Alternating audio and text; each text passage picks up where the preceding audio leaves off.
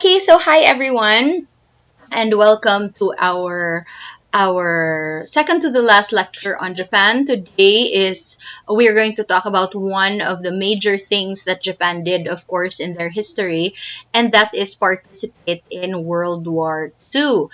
And the Philippines is very familiar with this because this became such a big part of our history. No, it just did not become a part. We were involved in this. We were involved in this situation that Japan presented itself. Okay, how about my audio? Is my audio okay? Like, can you just type in the chat box, please? If okay, thank you, Chessa. All right, thank you. All right, so this is kind of the situation. So we were affected because we are the Philippines, and um, we already discussed World War II in the Philippines and how the Japanese attacked. So you're very familiar with that. So now we're going to look at this history from a Japanese point of view. So from Japan looking out, we're going to look at their participation in World War II, why they did it, how they did it, and all that stuff. Okay? So we are going to begin our lecture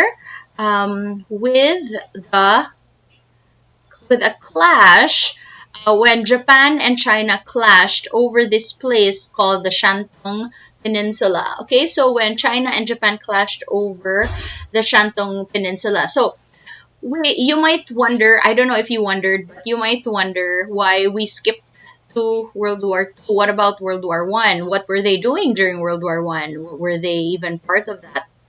So, yes, they were, but they were minor players in World War One. They were not major players. So, Japan, especially, was not a major player during this time, and they joined for various reasons. So, they joined in terms of support. They were not major players, but they supported in terms of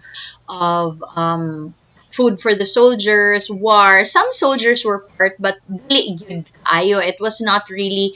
They did not participate in World War One in a major way. And Japan um, had a reason for joining World War One, and it was because it made a secret treaty with Britain. Japan said, Britain, I will support you, but if we win, you're going to give me all the territories of Germany. Okay? If Germany has claimed territories in China, remember during the sphere of influence when they divided China like a cake? If you remember that, Germany had a part of that. Japan wanted what Germany had. Why Germany in particular? Because Germany was an enemy in World War One. So Japan said, "We're going to help you, but give us the German territories when we win." China, the conflict here with China was because China was also on the side of the British. So, do you understand? So, Japan, this was the Allied force. Allied are like the good guys, quote unquote. And then after that, China and Japan joined. Japan, although kind of backstabbed China and said nga, give us the German territories in China if we win. And um, China said, Britain, if we win ba, can you protect us against Japan? So do you see the conflict there? So now they joined World War One with conflicting reasons. Japan joined World War One on the Allied side so that it can get Chinese territories, and China joined so that the West can protect itself from Japan. So yes, they were backstabbing each other. So that you know this is a recipe for trouble. You just know that there is trouble brewing here. Okay. Now, when they won World War One, so now it's time to claim. Okay, Japan is like, give me my prize, give me. And then China was like, okay, give me my prize. And then now Europe was like, I don't want to be a part of this. Obviously, you two have issues. So we're not going to be a part of this. Of course, this really made Japan and China angry. Because now it's like all of a sudden Europe, you're unwilling to be involved when before you kept saying nga murag Yes, it does, Aisha. It feels like a love triangle. And then Europe is kind of like, oh, I'm going to wash my hands of this trouble. It's none of my business. So, of course, they got mad, okay? So, they made no decision about that matter. And instead, they said, "No, okay, you know what? Let's bring this to people. Let's go to the Versailles conference. So let's settle it there." When they went to the peace conference, and then there were some, because every time there's a war, if you can remember this, there's always a treaty that follows. Okay, the treaty after World War I was the Versailles Treaty. So when they went to the Versailles conference, and then China was there, Japan was there. When they were there, they totally ignored China and Japan. They were like, unya na na, later na na. That's not part of the agenda. So the angry China walked out of this conference. Okay, China left the peace conference in Washington D.C., refused to sign the Treaty of Versailles, and said, you know what, you um, stabbed me in the back, and so I'm out of here. Okay, and when Japan, Japan was like, so what about your promise to give me the German territories? And then they were like, I mean, we didn't understand the deal, so it's kind of like we can't really make a decision on that. Japan was so pissed off. They were really, really annoyed. And then they signed the treaty, but because they had so many economic reasons for signing the treaty, they did not want to miss out on trade and economic opportunity. So they signed the Versailles Treaty, but with a grumbling heart. Nga ka na bang isa, ay, nang, oy, sign ni sign na lang, nagyaw-yaw, nga marag, ay, kakape, anong sign. Yeah, sign na lang ko, okay, fine, whatever. But they had a resentment in the heart um, of the There was resentment in the hearts of the Japanese because they really felt overlooked, and they felt discriminated because they were Asians, and Asian hate, whatever, stop Asian hate. But that was their hashtag in that conference. And then after that, during the Versailles Treaty, I'm just going to mention it. I'm not going to go into detail. But the formation of the League of Nations happened here. Now, the League of Nations is like the baby United Nations. Okay. So the League of Nations was formed, and it's kind of like a baby United Nations, and it's going to function as organization wherein nations can talk their problems out and not just attack each other. But it was very weak. League of Nations was very weak. I don't know why lately I've been feeling my face lately. I don't know why. Like, my hair is nice, my eyebrows are nice. It's not a rare occurrence, but I'm very happy. Yeah. So probably that was good. Oh, the Versailles Treaty. Yeah, I don't feel that though, Sam. Sometimes I just feel like, meh, it's okay. I work with what I have. Okay, now,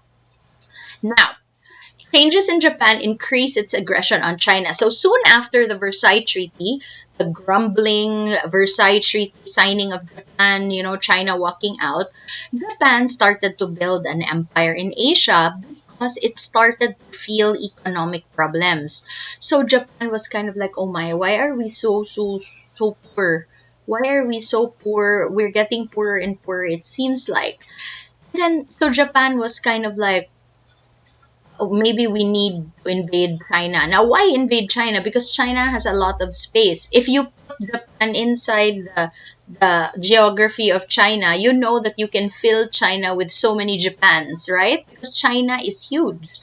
You can fill so many Japans inside China. So Japan kept eyeing China, and if you recall their history, they have a very deep relationship with China because they kept borrowing culture from China. So now they said, okay, now that we're grown ups, maybe it's time to invade China once and for all. Okay, they really wanted Chinese territory. Now, what changes in Japan in particular brought on this hunger for a larger space? Number one, contact with the West encouraged new ways, and this is the more important one, the Great Depression of 1929. So, the Great Depression of 1929 was an event wherein the economy of the world collapsed. Okay, the world economy really, really collapsed during this time, and there was just it crumbled. It wasn't a drought, there was no famine or anything, but it was because of World War I, Mangodnod, debt was created. You know what debt is? Utang.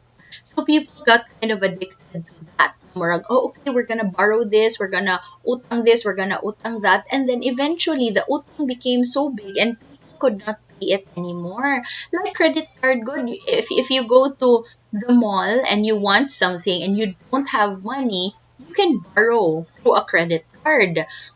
That's very tempting because if I want something, and that's why I got rid of my credit card. I don't have a credit card right now because that really got me into a mess. Okay, my credit card bill was so high because I couldn't control myself. I was just kind of like, oh, I can just card, get rid of that. I think it's chopped. Okay, there, I'm back. Okay, now, so that I had to get rid of that. So anyway, that is what happened to the world, not just to me. The debt became so big, people had a hard time paying it. So the economy of the world collapsed. So usually when economy collapses, people don't want to spend, right? Why would you keep shopping if the economy is bad? Okay, so after that people did not want to buy anymore. The trade suffered. Nobody wanted to buy products anymore. So now Japan's economy also collapsed. Okay? So they were like, oh my, what na? Our markets are gone. Our trade, nobody is importing food anymore. Okay, so this, and then after that, this pagyud happened, the Oriental Exclusion Act. Because of the Great Depression, America did not allow Asians to immigrate to the States. Okay, no more Asians, or they would kick Asians out of America. Okay, um, the chat box is starting to get out of hand. It's not about the topic anymore. I don't know what the topic is about. What do you mean my mic isn't moving? Is my mic supposed to move?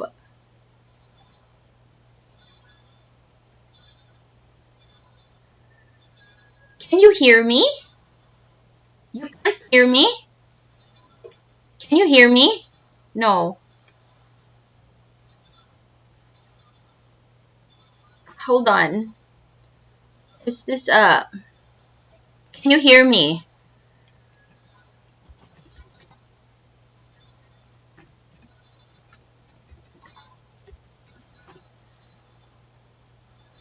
You can't I wonder what happened.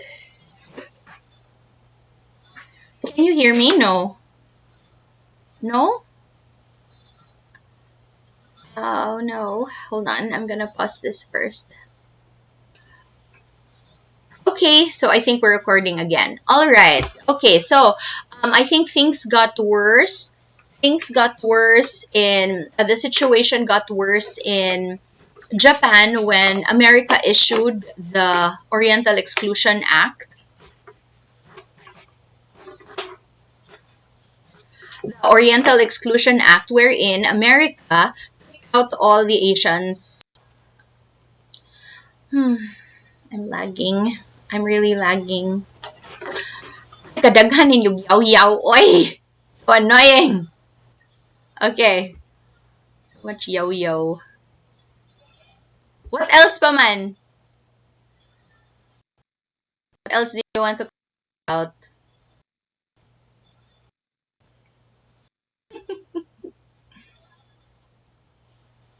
Alright. Now, so, once again, the Oriental Exclusion Act was when America decided to limit Asian immigrants in America. So this really caused a problem because now they were getting kicked out. Okay, so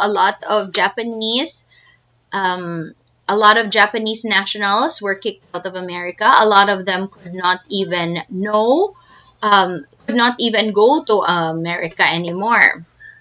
They could not even go to America anymore. So this really created a problem for them. So this was at this time, a group of military officers decided to take control. Okay, they decided to take control and say, you know what, we cannot take this anymore. We cannot handle this anymore. It's time that we take matters into our own hands. Okay, we are going to take control of this. We will not lead anymore. So what's ironic is that they did not want to be bullied, but they decided to be bullies. That is the one that I did not like. Like, instead of handling it properly, they decided to be the bully instead of being bullied. That's not how you handle situations like that. And one of their initial manifestations of one of their initial hmm, one of their initial manifestations of this. Oh man, it's really choppy. Anyway, one of the first things that they did to manifest the bullying was the Manchurian incident. On September 1913, Japanese officers stationed in Manchuria staged an explosion on a railway line near Mukden, and they blamed the incident on the Chinese. So they caused this they caused this railway.